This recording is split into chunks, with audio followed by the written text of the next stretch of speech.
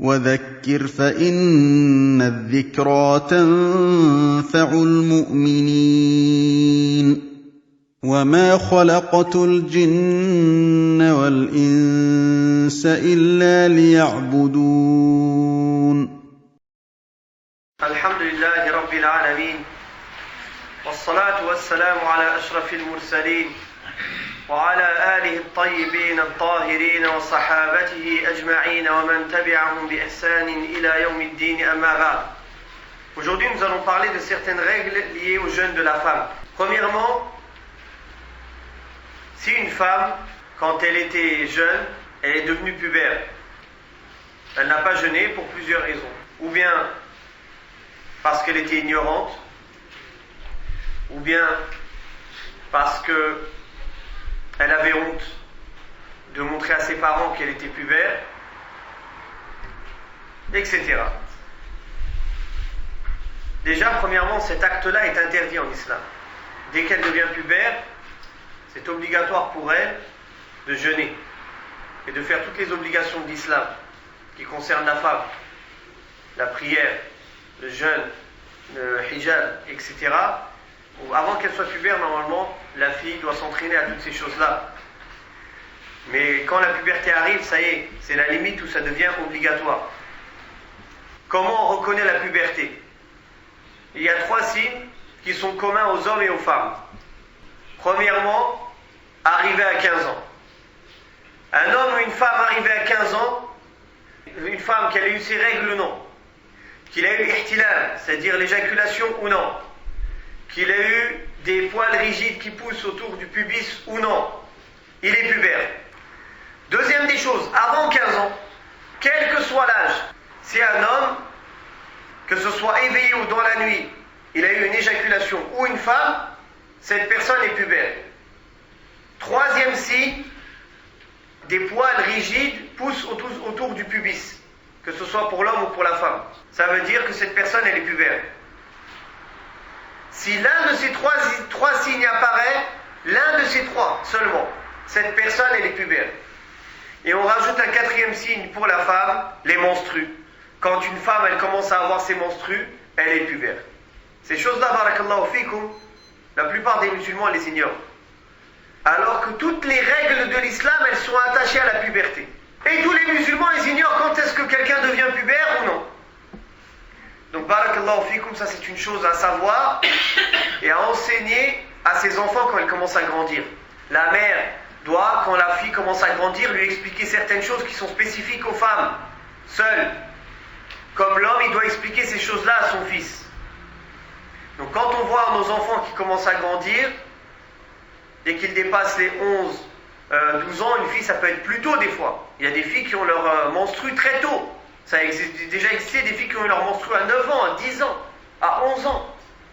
Donc dites-vous qu'à cet âge-là, ça y est, elle est pubère.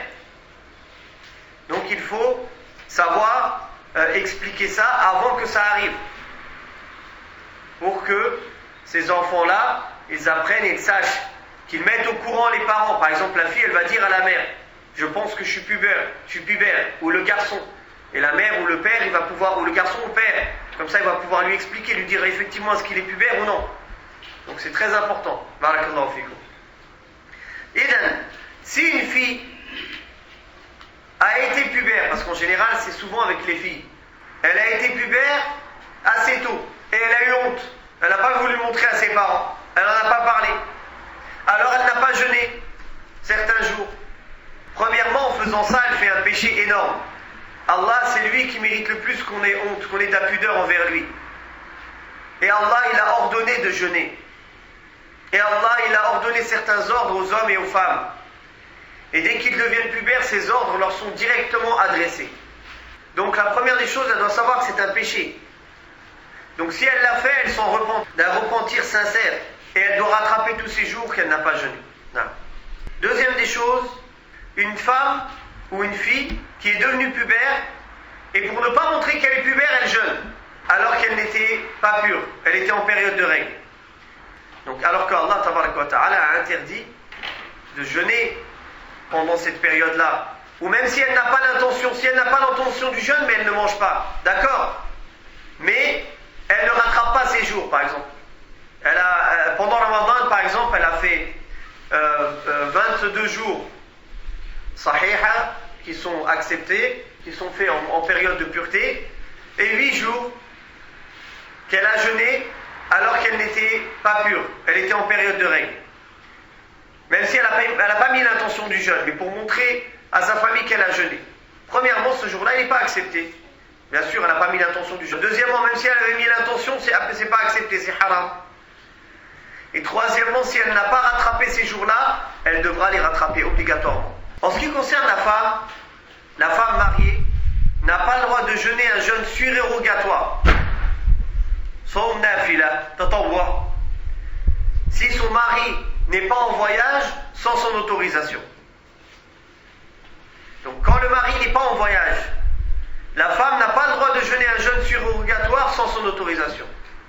Mais s'il est en voyage, elle n'a pas besoin de demander son autorisation, elle pourra jeûner. Car le prophète sallallahu alayhi wa sallam a dit qu'une femme ne jeûne pas sans l'autorisation de son mari s'il est shahid, s'il est présent, s'il n'est pas en voyage. La femme qui a ses menstrues, al-ha'id, beaucoup de femmes n'ont pas compris les règles qui sont liées aux menstrues. Elles ne savent pas quand est-ce qu'elles doivent jeûner, quand est-ce qu'elles doivent arrêter de jeûner, quand est-ce qu'elles doivent prier, quand est-ce qu'elles doivent arrêter de prier, etc., etc. Première chose à savoir, barakallahu fikum, le sang des menstrues, il a été décrit par les fuqaha, par les savants. C'est un sang épais, sombre et qui a une mauvaise odeur. C'est un sang épais, sombre et qui a une mauvaise odeur. Pourquoi ils l'ont décrit?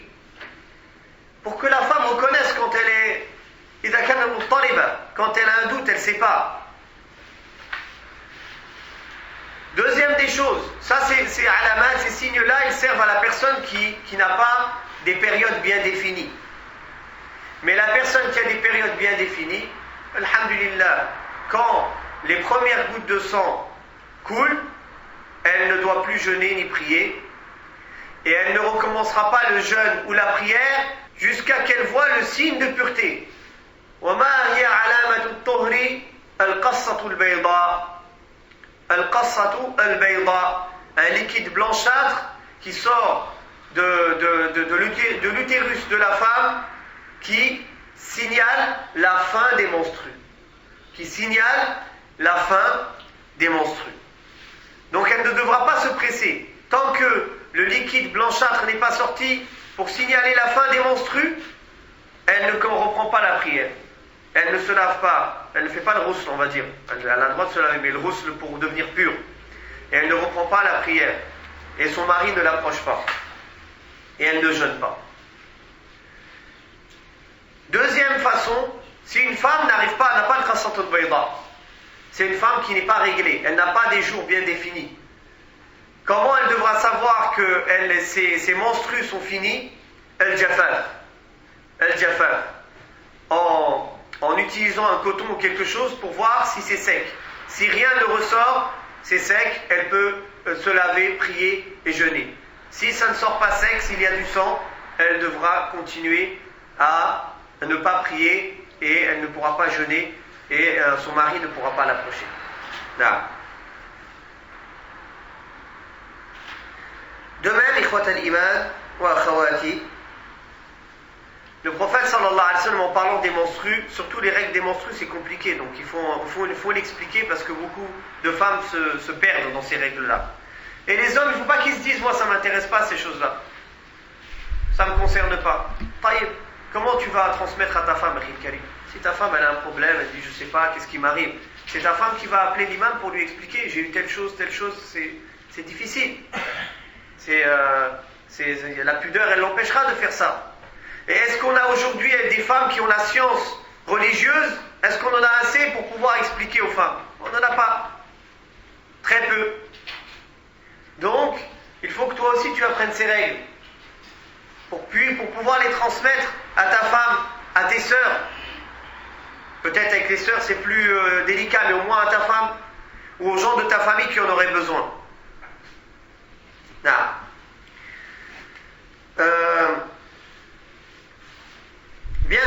femme, elle n'a pas d'autre moyen et son mari ne veut pas demander, elle est obligée de poser la question. Il n'y a pas de mal qu'elle appelle même l'imam, elle pose la question. Mais il faut qu'elle utilise des mots pudiques, qu'elle sache comment expliquer les choses. Elle n'est pas obligée d'expliquer les détails. Tout ce qui concerne ce genre de choses, la pureté et l'impureté, ce qui concerne les relations entre les hommes et les femmes, pour connaître le halal et le haram, il faut pas que ça nous empêche, la pudeur nous empêche de demander les questions sur ces points-là. Mais il faut savoir comment formuler la question. C'est ça l'important. Il faut savoir comment formuler la question. Non. Donc une femme qui a ses menstrues,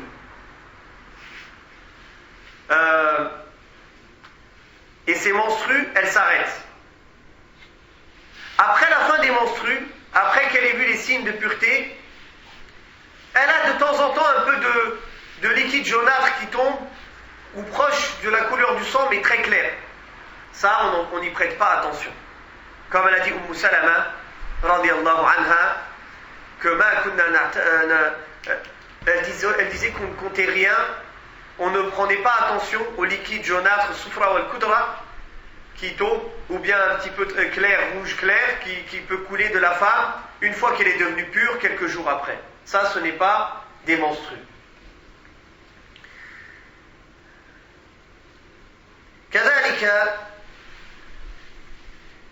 la femme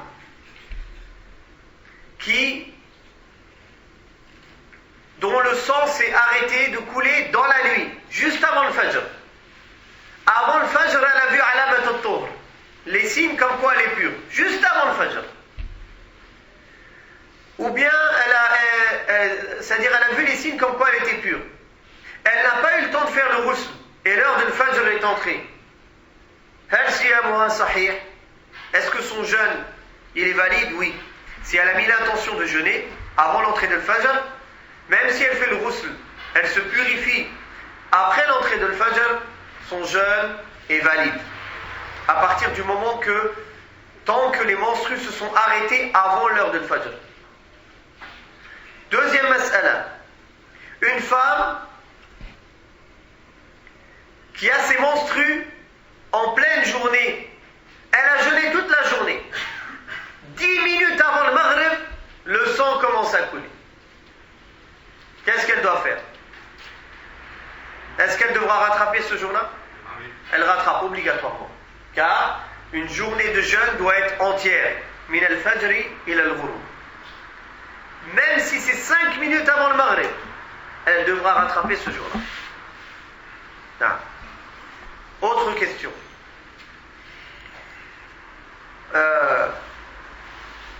La femme qui sait ou qui a l'habitude que ses menstrues viennent à des dates précises. À des dates précises. Elle sait par exemple aujourd'hui, demain mes menstrues vont commencer. Il y a des femmes, elles se disent demain vers 10h, ça va commencer. Est-ce qu'il lui est permis de ne pas mettre l'intention de jeûner le lendemain? Là, elle doit mettre l'intention du jeûne. Et elle doit commencer le jeûne. Et quand les menstrues arriveront, elle arrête. Peut-être que ça va se retarder. Et alors elle n'aura pas jeûné un jour de Ramadan parce qu'elle n'a pas mis l'intention de jeûner dans la nuit. Et on a déjà dit le hadith. Celui qui n'a pas l'intention de jeûner dans la nuit, il n'a pas de jeûne valide. Son jeûne est invalide. Donc même si elle a la quasi-certitude que demain, elle va avoir ses menstrues, elle doit commencer le jeûne, elle doit mettre l'intention de jeûner. Mas'ala ukhra. Une femme qui sent les douleurs dans le ventre, elle sent que ça y est, ses règles elles vont venir. Ou ses menstrues elles vont venir. Elle sent les douleurs. Et elle sent des mouvements dans son ventre. Ou dans son utérus, des mouvements. Ça n'a pas d'incidence sur le jeûne. Tant que le sang n'est pas sorti, son jeûne est valide. Elle continue. Si le sang coule avant le coucher du soleil, alors cette journée elle sera invalide et devra le rattraper. Non.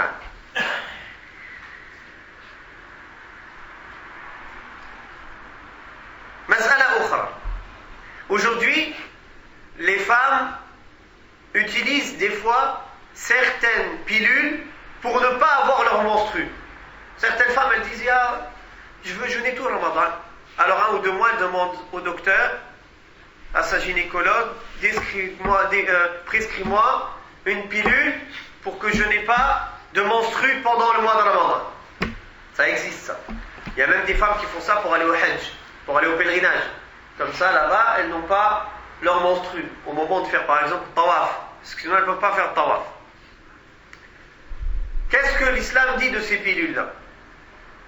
Premièrement, le mieux, c'est de rester sur sa nature. Comme les femmes du prophète sallallahu alayhi wa sallam et les femmes des croyants. Elles sont restées sur leur nature. Comme Allah tabaraka wa ta'ala les a faites. Allah n'a pas fait les femmes comme ça sans raison valable. Il y a une sagesse en cela. Donc le mieux, c'est qu'elles ne prennent pas ces pilules. Ça, c'est la première chose. Deuxième chose, le fait de prendre ces pilules souvent, c'est haram. Car ça nuit à la santé et ça peut nuire à la fécondité. On ne parle pas de la pilule de contraception là. On parle d'une autre pilule. Les femmes, elles connaissent ça. Troisième chose, si elle le prend de temps en temps, ou une fois comme ça, c'est permis. C'est permis, mais le mieux c'est de ne pas le prendre. Car même de prendre que quelques fois, 1 ou 2 fois, c'est nuisible sur la santé et sur l'état général de la femme. Beaucoup de femmes, après avoir pris ces pilules-là, n'ont plus des menstrues réglées. Elles sont complètement déréglées après. Ça gêne dans leur vie, ça gêne dans leur santé, et ça peut causer beaucoup de problèmes même dans la fécondité. Donc, évitez ces pilules-là. Mais si quelqu'un le prend, ce n'est pas haram, il n'aura pas fait un péché.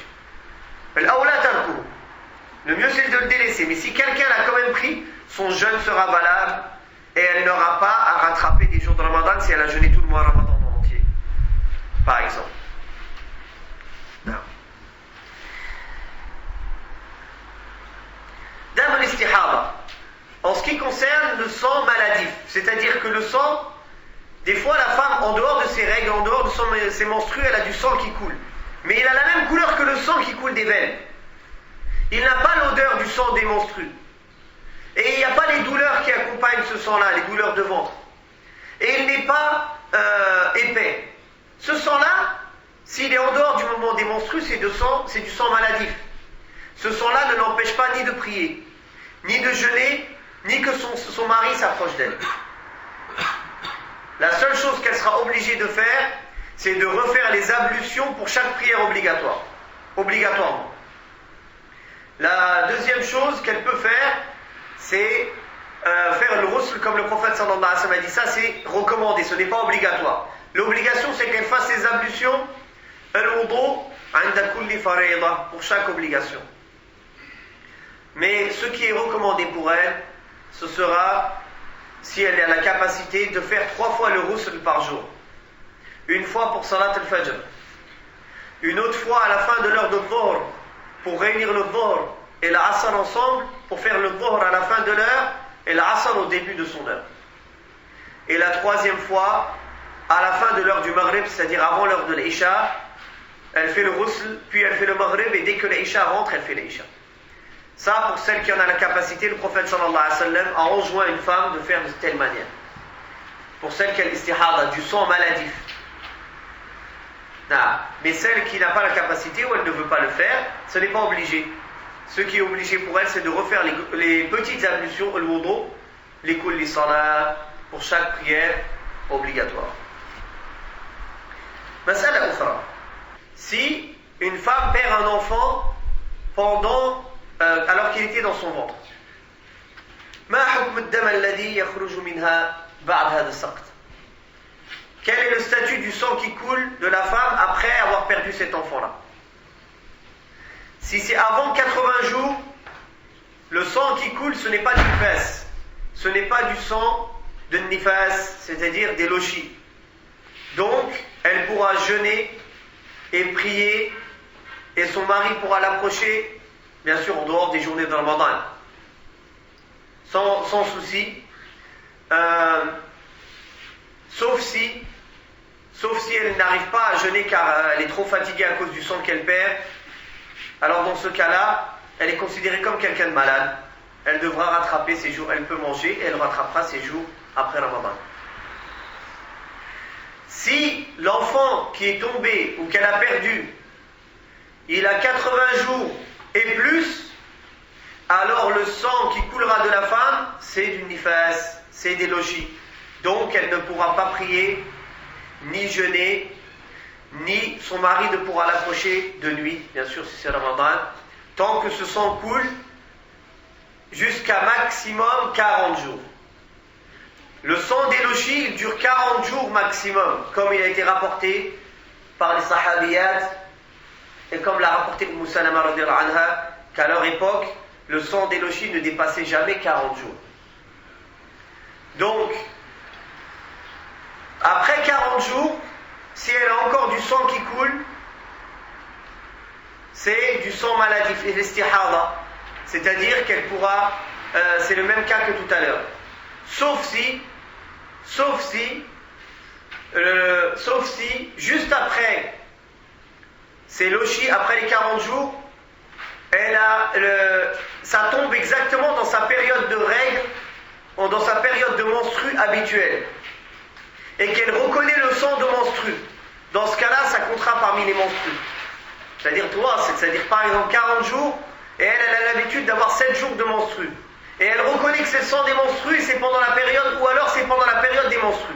Alors elle continuera encore les 6 ou 7 jours de menstrues qu'elle a habituellement, et après cela, elle pourra jeûner, prier, et son mari pourra l'approcher. Masala ukhra.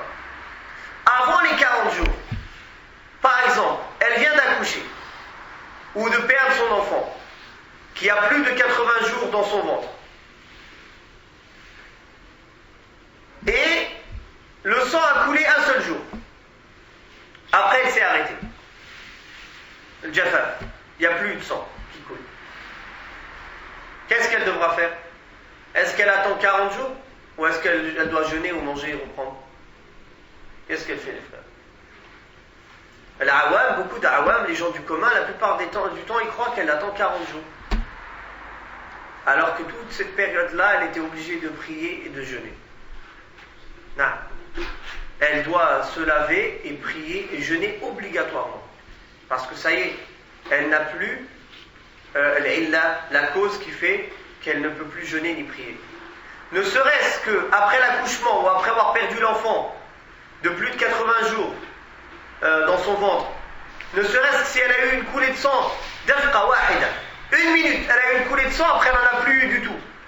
À la prochaine prière, elle devra prier. À la prochaine prière, elle devra se laver et prier. Non. Par contre, si le sang s'est arrêté pendant la période des 40 jours, le sang des lochis, on parle des 40 jours après l'accouchement de la femme ou après avoir perdu un enfant qui a plus de 80 jours dans son ventre. Si le sang s'arrête, par exemple, il coule 3 jours, 4 jours, puis il s'arrête, 1 jour, 2 jours, 3 jours. Là, elle prie, elle jeûne, puis il reprend. Il reprend pendant les 40 jours. Qu'est-ce qu'elle devra faire? Elle devra obligatoirement arrêter de jeûner et de prier. Tant que c'est pendant les 40 jours, dès que le sang revient, elle arrête de prier et de jeûner, et dès que le sang s'arrête et s'arrête complètement, elle prend le jeûne et la prière. Non.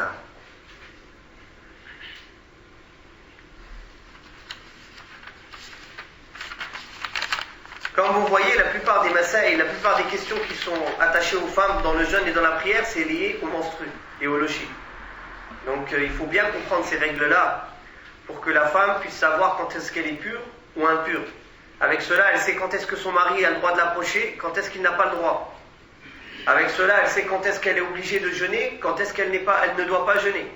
Avec cela, elle sait quand est-ce qu'elle est obligée de prier et quand est-ce qu'elle ne doit pas prier. La femme qui allait.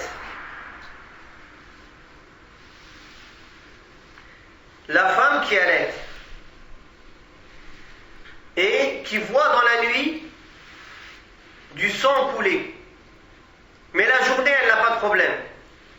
Et elle veut jeûner, elle a envie de jeûner. Alors, elle jeûne et son jeûne est valide. La femme qui est enceinte qui est enceinte et qui jeûne, qui a envie de jeûner, on va voir, après on va parler du fait de est-ce qu'elle doit jeûner ou non et qu'est-ce qu'elle doit faire si elle ne jeûne pas, et qui jeûne et qui voit du sang couler pendant qu'elle est enceinte, ce ne sera pas du sang des règles, c'est du sang maladif, donc elle peut continuer à jeûner et à prier.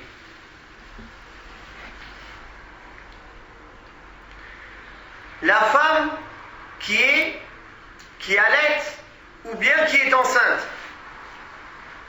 et qui ne veut pas jeûner pour plusieurs raisons, ou bien parce qu'elle a peur pour l'enfant qu'il n'ait plus de lait, ou bien elle a peur que l'enfant ne soit pas assez fort si elle ne mange pas pendant les jours quand elle est enceinte, ou bien elle a peur pour elle-même, elle allait et en ne jeûnant pas elle a peur d'être beaucoup trop faible, elle ne supporte pas le jeûne, ou bien elle a peur quand elle est enceinte pour sa santé, que soit qu'elle ait peur pour l'enfant ou pour elle-même, yajuzu laha al-fitr, il lui est permis de rompre, de ne pas jeûner. Il lui est permis de ne pas jeûner. Et la preuve de cela, c'est la parole du prophète sallallahu alayhi wa sallam qui a été rapportée par Tirmidhi. Allah tabaraka wa ta'ala, il a dispensé le voyageur de la moitié de la prière et du jeûne. Et il a dispensé la femme enceinte et la femme qui allait de jeûner. Et donc, ce hadith, qui est un hadith d'une bonne chaîne de transmission rapporté par Tirmidhi, prouve que la femme qui allait et la femme qui est enceinte a le droit de rompre le jeûne et qu'Allah tabaraka wa ta'ala l'a dispensé du jeûne. Maintenant qu'on sait qu'Allah l'a dispensé du jeûne, la deuxième question qu'on se pose, c'est que doit-elle faire pour rattraper ce jour de Ramadan? Sur cette question, il y a eu beaucoup de divergences entre les savants, salafan wa khalafan, que ce soit les anciens ou ceux qui les ont suivis. Certains voient qu'elle devra obligatoirement rattraper son jour de jeûne. Certains autres voient qu'elle devra rattraper plus nourrir un pauvre pour chaque jour qu'elle n'a pas jeûné. Et dans cette deuxième avis, il y a plusieurs avis. Ils disent elle nourrit le pauvre quand elle a peur pour l'enfant. Elle ne nourrit pas quand elle a peur pour elle. D'autres disent elle nourrit à tous les coups en même temps qu'elle rattrape. Il y a plusieurs avis même dans cet avis. Le troisième avis, c'est qu'elle nourrira un pauvre sans rattraper son jeûne. Et le quatrième avis, c'est qu'elle ne rattrape pas et elle ne nourrit pas. Elle ne fait rien. Donc, sur cette mas'ala, il y a combien d'avis? 4 avis. Ceux qui disent qu'elle rattrape obligatoirement, elle ne fait rien d'autre. Ceux qui disent qu'elle doit rattraper et nourrir un pauvre. Ceux qui disent qu'elle doit seulement nourrir un pauvre. Et ceux qui disent qu'elle n'a ni à rattraper, ni à nourrir. On va commencer par le dernier avis parce que c'est le plus étonnant. Et d'ailleurs, il n'est pas juste. Et on va l'expliquer pourquoi. Le dernier avis, c'est l'avis d'Ibn Hazm al-Zahiri. Qu'est-ce qu'il a dit? Il a pris le hadith. Inna Allah wada'a 'ala al-musafir shatr as-salati was-sawm. Ou as-sawm ou shatr as-salat. Wa 'ala al-murdi'i wal-hamili as-sawm. Il dit Allah a, comment on a dit wada'a?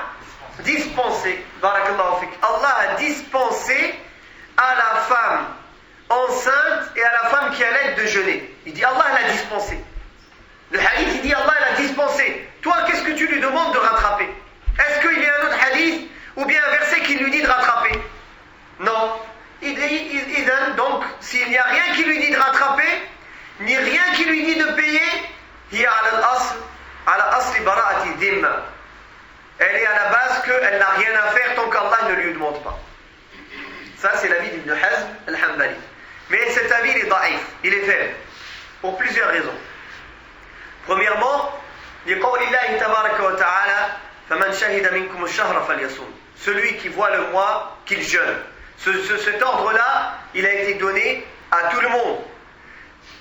Que ce soit aux malades, ou aux voyageurs, ou à la femme enceinte. Sauf qu'il y a eu des allègements pour ceux qui ne peuvent pas jeûner.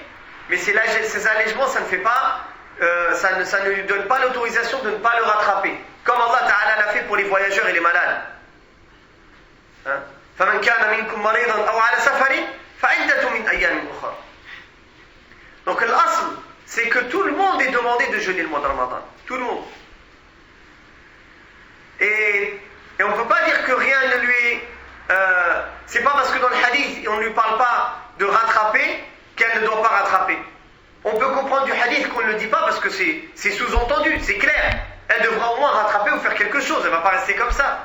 Comme le fait qu'on a dit, quand le prophète sallallahu alayhi wa sallam a dit, Allah a dispensé le voyageur de la moitié de la prière et du jeûne. Dans ce même hadith, il dit, il a dispensé le voyageur de la moitié du jeûne, ou bien du jeûne. Est-ce que ça veut dire que le voyageur il ne rattrape pas son jeûne? Il le rattrape, parce que le verset le dit, le voyageur il le rattrape. Donc ce n'est pas parce que le hadith dit qu'il a dispensé que cela veut dire qu'il ne doit pas rattraper. Non. Ça c'est la première chose. Deuxième des choses, il y a des versets et des hadiths qui prouvent au moins qu'elle doit au moins nourrir, comme on va le voir prochainement. Le deuxième avis, c'est qu'elle rattrape à tous les coups. Ceux qui disent qu'elle rattrape à tous les coups, ils disent la femme qui est enceinte et la femme qui allait, elle ressemble à celui qui est malade. Et le malade, il rattrape son jeûne quand il lui sera possible de rattraper.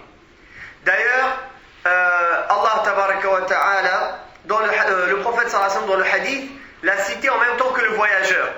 Sous-entendu qu'elle est dans le même cas que le voyageur. Le voyageur rattrape, donc elle aussi elle rattrape. Ça c'est le deuxième avis. Le troisième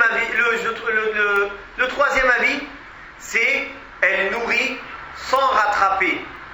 Elle nourrit un pauvre pour chaque jour qu'elle n'a pas jeûné.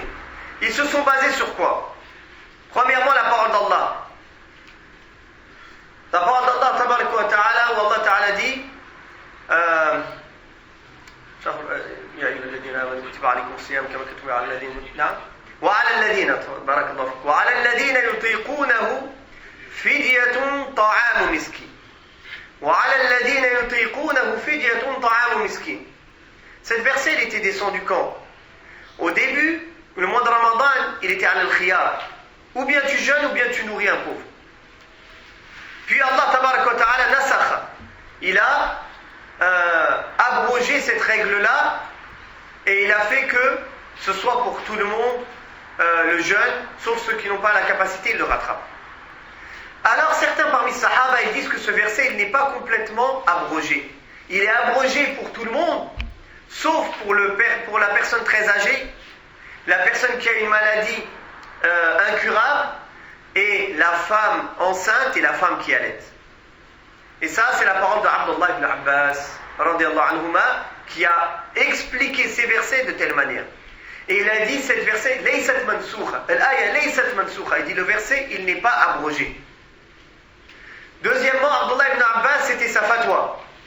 Quand les femmes lui venaient, qu'elles allaitaient ou qu'elles étaient enceintes, il leur disait de nourrir un pauvre tout simplement, sans rattraper. Et il a même dit, qu'il a expliqué pourquoi. Une femme, elle est enceinte 1 an. Elle allait 2 ans. Elle est enceinte une autre année. Elle allait 2 autres années. Puis là, allez, quand est-ce qu'elle va rattraper celle-là? Quand est-ce qu'elle peut rattraper? Ne regardez pas la vie des non-musulmans aujourd'hui et des musulmans aujourd'hui qui vivent comme les koufars, qui n'ont que 2 enfants ou 3 enfants. Regardez pas ça. Regardez le musulman, comment il est, l'asl. Takatharu, tanasalu. L'asl, que le prophète sallallahu alayhi wa sallam dit, faites beaucoup d'enfants. Que les sahaba, ils avaient beaucoup d'enfants. Que tous les musulmans ont toujours fait beaucoup d'enfants. Regardez pas aujourd'hui ceux qui veulent vivre comme les juifs et les chrétiens. Regardez les musulmans, comment ils étaient à l'époque. Et on comprendra cette règle-là. Le prophète sallallahu alayhi wa sallam, il nous a enjoint de faire beaucoup d'enfants. Donc la femme, elle est enceinte 1 année, elle allait 2 années, elle est enceinte 1 année, elle allait 2 années, elle est enceinte 1 année. Ou bien, même s'il y a une pause, il y aura entre les 3 ans peut-être 1 année de pause, pas plus. Comment elle va rattraper? À 50 ans, elle va rattraper 20 ans de jeûne? C'est mashaqqa. Donc, cette femme-là, c'est pour ça qu'Allah tabaraka wa ta'ala ne lui a pas demandé de rattraper, mais de nourrir. وهذه فتوى ابن عمر كذلك. Abdullah ibn Omar, comme il a été rapporté dans des athars sahiha, quand quelqu'un est venu le voir, il lui a dit tuftir wa tut'im makana kulla yawmin miskinan muddan min hintatin. Elle rompt le jeûne et elle nourrit pour chaque jour qu'elle n'a pas qu'elle a manqué, elle nourrit un pauvre pour chaque jour qu'elle a manqué un moud de blé. Et dans une autre version, il dit Al-hamil wal-murdi' tuftiru wa la taqdi. Tuftiru wa la taqdi. وهذا فتوى ابن عمر رضي الله عنه وعن أبيه. Donc il a dit رضي الله عنهما, la femme enceinte ou la femme qui allait tuftir, elle ne jeûne pas ولا تقضي, et elle ne rattrape pas ce jour-là. Et elle ne rattrape pas ce jour-là. Donc, quand on réunit le verset où Abdullah ibn Abbas a dit le verset n'est pas abrogé complètement, quand on réunit la fatwa d'Abdullah ibn Abbas qui est le Habr Hadi al-Umma wa Turjuman al-Qur'an, qui est le plus grand exégète du Coran, que le prophète sallallahu alayhi wa sallam a fait dua pour lui en lui disant Allahumma faqihu fi ad-din wa 'allimhu at-ta'wil. Puis la fatwa de Abdullah ibn Omar qui va dans le même sens, en sachant qu'il n'y a pas un verset clair ni un hadith clair qui dit qu'elle devrait rattraper, donc ça prouve que la seule chose qu'elle aura à faire c'est de nourrir. De nourrir. Et le dernier avis, c'est ceux qui ont réuni entre les deux. Ils ont dit elle rattrape plus elle nourrit. Ils ont pris les textes qui parlent, le texte où Allah Ta'ala a dit Allah a déchargé le voyageur de la moitié de la prière et du jeûne, et la femme qui est enceinte et celle qui allaite du jeûne.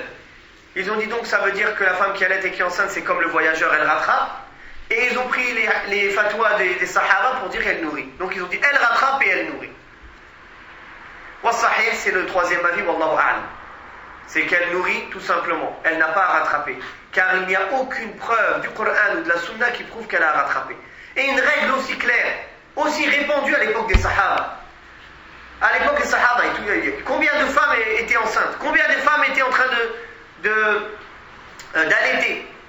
Comment est-ce que le prophète sallallahu alayhi wa sallam aurait pu négliger d'expliquer qu'elle devait rattraper si elle devait vraiment rattraper?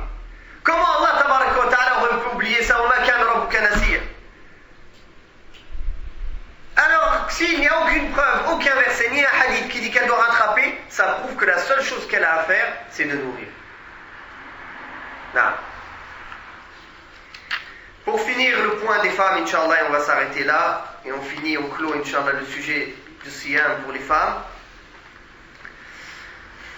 La femme, elle ne doit pas, si son mari veut l'approcher pendant les journées de Ramadan, elle ne doit pas le laisser faire. Elle ne doit pas le laisser faire. Si elle accepte, alors elle aussi, elle sera dans le péché, et elle devra rattraper ce jour avec lui, et expier 2 mois de jeûne d'affilée. Non. Par contre, s'il la force, il la menace, ou il la force, et qu'elle le laisse, il n'y a que lui qui devra rattraper ce jour-là et faire l'expiation.